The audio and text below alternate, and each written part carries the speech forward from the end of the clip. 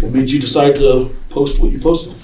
I was finally just comfortable, and I was talking with my mom, and there's a few kids that are dealing with what I'm dealing with, so I just felt like it was the right time just to tell everyone what I was going through. Surprised at all by the response? Yeah, I didn't expect it was going to get that big of a draw from around the country. What's your response to the response? I mean, are you happy that it got that much attention? Yeah. Just knowing that I'm helping a bunch of people is always a good feeling. Go ahead. If you're, you're good. Anything surprise you with the responses? I mean, it's been, from what I've seen, primarily positive. Yeah. Anything surprise you about the responses? Just the amount of direct messages I've been getting, just saying that how I've helped them with my story and how I've helped other people's kids. It's been a good feeling.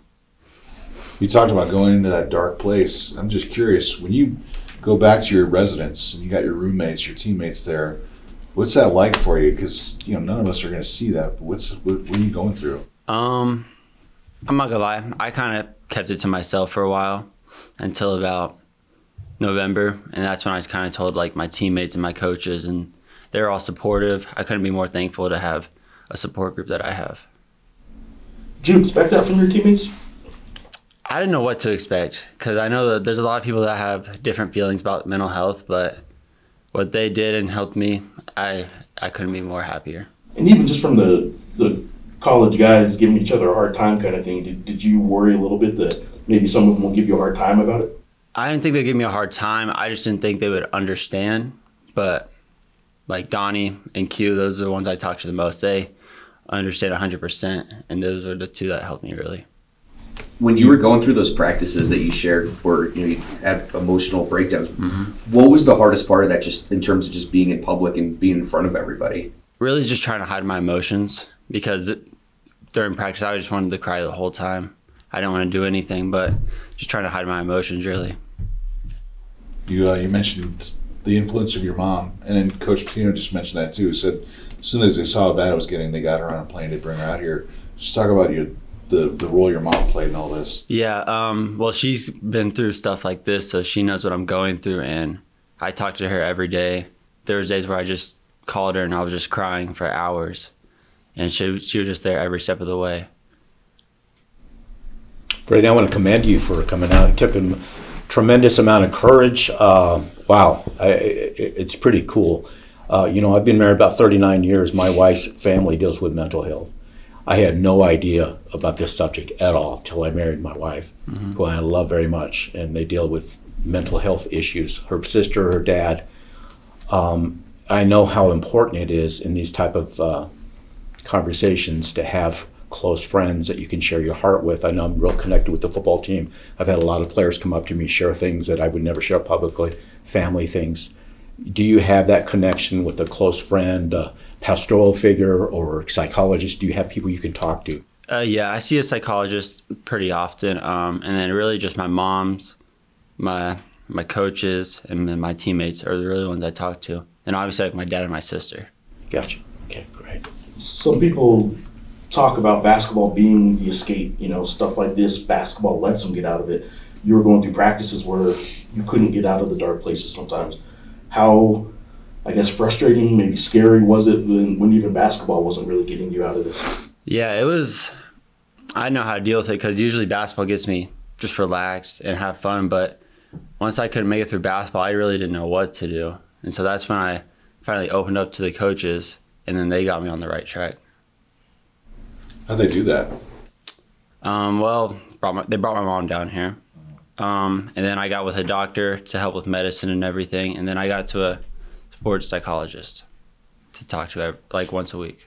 How close did you come to just say, you could walk away from all this. You could go back home and just be a regular person. How close did that get? I was close, especially going back home for Christmas. I didn't want to come back. I just wanted to stay home with my family, and then just live back in Kansas City. And that was after you'd already gotten, I guess you got the medicine right at that point, right? When did you get the medicine right? So we switched my medicine in November, and then it was working, and then I got back from Christmas, and then we had to switch it again, because then it just stopped working, and I was just going back to where I was in October.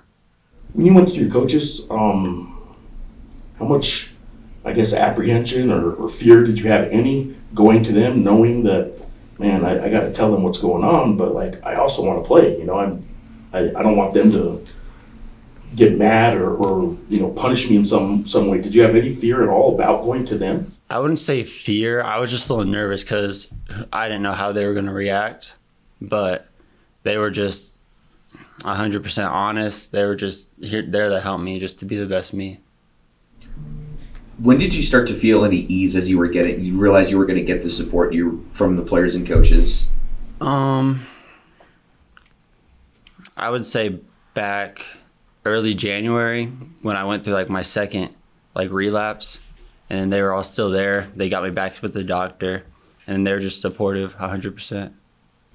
You know, you went from being the guy at the end of the bench to now you're probably the most popular Lobo overnight. What's that like?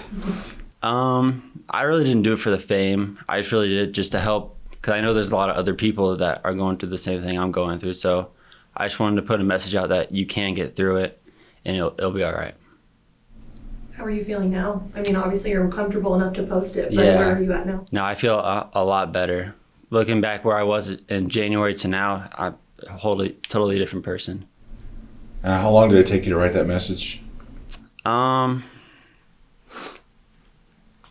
I would say about an hour. My mom helped me with it, and so it didn't take as long. So she gave me ideas, and I just ran with it. Anything else for Braden? Yeah, what's next, man? Like, what do you do from here? Do you just kind of keep on doing what you're doing? Do you have any plans to, I don't know, talk with people or anybody reaching out to you? Is there something different that's about to happen because of all this? I have no clue. I haven't really thought about it. I'm just worried about winning right now. We have Boise State Saturday, so that's all I'm worried about. You did mention that you want to be a Lobo next year too. At any point did you associate with being far away from home and being in Albuquerque or away from friends and family? Did that have any role at all in this? And not really, because I went to prep school my senior year, so I'm kind of used to living away from home.